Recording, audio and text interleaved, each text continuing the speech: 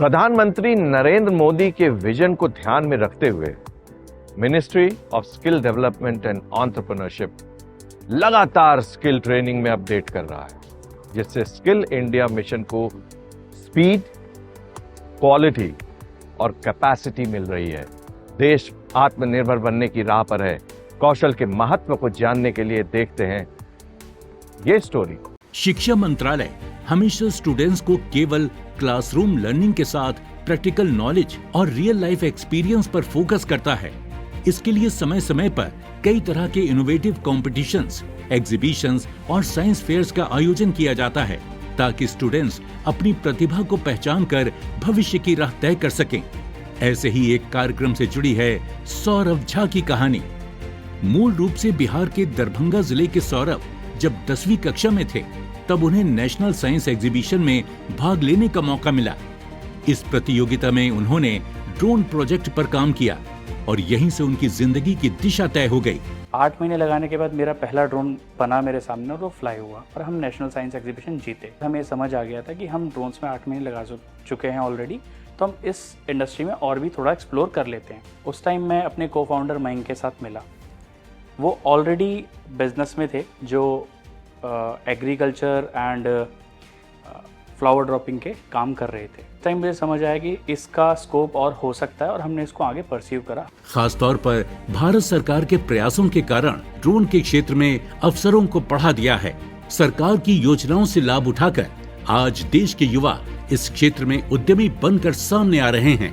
2021 में अगर ड्रोन महोत्सव नहीं होता पीएम मोदी जी के द्वारा, तो शायद हम ये उसी तरीके से चला रहे होते। पार्टनरशिप फर्म, ऑर्डर्स आते, कभी स्ट्रक्चर वे में और प्रोडक्ट लेवल वे में नहीं जा पाते, क्योंकि हमें ये क्लैरिटी नहीं दी कि इंडस्ट्री कहाँ जाए। गवर्नमेंट ने जब उसको पुश करा तो हमें लगा कि हाँ, ये इंडस्ट्री आगे बहुत आगे जा सकती। तो हमें पाथ मिला कि हमें किस डायरेक्शन में जाना चाहिए। सौरभ की जिज्ञासा और जज्बे ने उन्हें लगातार आगे बढ़ने के लिए प्रेरित किया।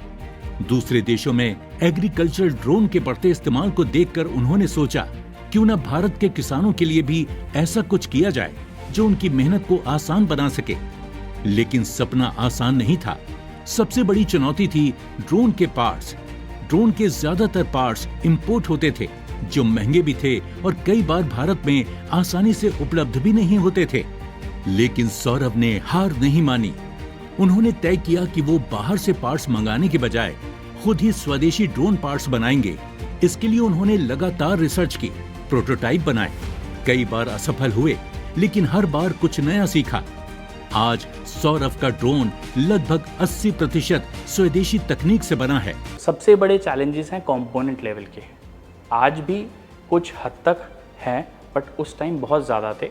एंड अवेयरनेस भी नहीं थी चीज़ों की कि ये कंपोनेंट इस तरीके से एक्ट करता है। ना केस स्टडीज़ थी। हम भी रैंडम कंपोनेंट्स को टेस्ट करके, रैंडम इक्विपमेंट्स को टेस्ट करके ड्रोन्स बनाते थे, तो फेलियर रेट्स बहुत हाई थे। एंड धीरे धीरे हम उसको एलिमिनेट करते गए, जितने पार्ट्स हम एलिमिनेट कर सकते थे।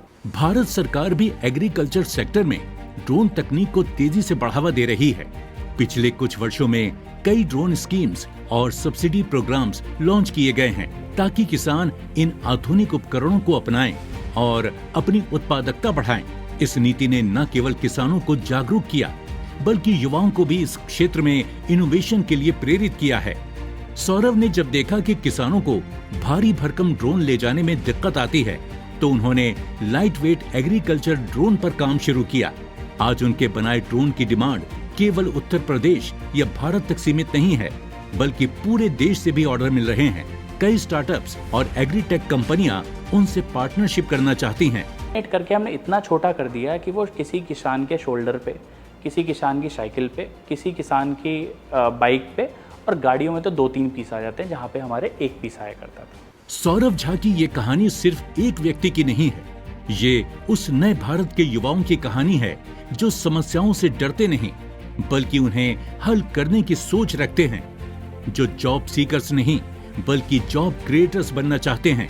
हमने जो फोकस करा, जो हमें लगता है हमने ठीक करा और हम ठीक डायरेक्शन में जा रहे हैं, वो ये है कि आपको सिर्फ एग्जिस्टेड चीज़ को उठा के नहीं बेचना, आपको प्रॉब्लम सॉल्वर बनना पड़ेगा। अगर आप वो कर लेते हो तो आप किस लेवल पे हो वो मैटर ही नहीं करता। अगर आपका विजन इस तरीके से अलाइंड है कि मैं इसको डेवलप करूँगा। डेवलपमेंट के थ्रू लोग सोचना शुरू कर देंगे, तब वो स्टार्टअप और जो भी शुरू करना चाहता है वो सक्सेस होगा। सौरभ जैसे युवाओं की मेहनत और सोच ही भारत को तकनीकी रूप से आत्मनिर्भर बना रही है। आज उनका सपना है हर किसान के पास ऐसा ड्रोन हो जो उसके खेत की हर जरूरत पूरी करे, चाहे वो स्प्रेइंग हो, सर्वे हो या data analysis. Chemical itself expensive चीज़ें हैं जो किसान खरीदता है, उसमें 40% तक सेविंग। तो जहां वो 1 एकड़ खेत करता था उस केमिकल से, वो 2 एकड़ खेत कर सकता है। वाटर सेविंग है, केमिकल सेविंग है, उसके साथ साथ टाइम सेविंग है। ड्रोन जब स्प्रे करता है वो प्रोपोर्शन रेट में करता है, जिसकी वजह से अगर वो 10 रुपये की खेती कर रहा है, 10 रुपये का प्रोडक्शन कर रहा है, तो वो ड्रोन से स्प्रे करने में 12 रुपये तक पहुँच जाती है, क्योंकि उसमें जो फसल खराब होती है उसका परसेंटेज कम हो जाता है। ऐसे ही युवा जब अपने हुनर को पहचानते हैं और तकनीक को समाज के हित में इस्तेमाल करते हैं, तो वो सिर्फ एक सफलता की कहानी नहीं, बल्कि नए भारत की उड़ान बन जाती है। अपने फीडबैक देने के लिए आप हमें ईमेल भी कर सकते हैं या फिर आप हमारे फेसबुक पेज को लाइक भी कर सकते हैं @DD आपकी बात।